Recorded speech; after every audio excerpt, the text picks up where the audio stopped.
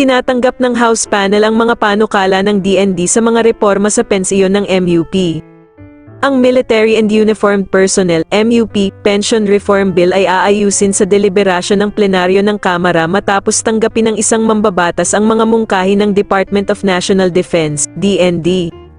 Si Rep. Joey Salceda, tagapangulo ng House Ways and Means Panel, ay tinanggap ang mga panukala ng DND na panatilihin ang ganap na automatikong pag-index ng mga pensiyon upang maipakita ang mga sweldo at limitahan ang mga kontribusyon sa pensiyon sa mga bagong pasok.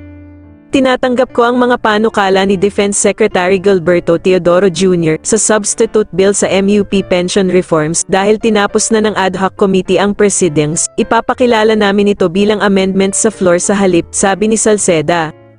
Pinamunuan ni Salceda ang House ad hoc panel sa MUP pension reforms na nag-aproba ng substitute bill na pinagsama-sama ang 12 hakbang sa mungkahing MUP pension reforms noong nakaraang linggo.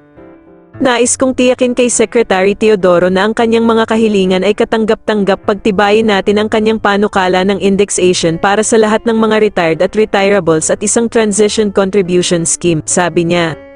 Sa partikular, itinulak ng kalihim ng depensa ang 100% na automatikong pag-index ng mga pensiyon sa mga sweldo ng mga aktibong MUP para sa kapakinabangan ng mga nagretiro at dapat magretiro.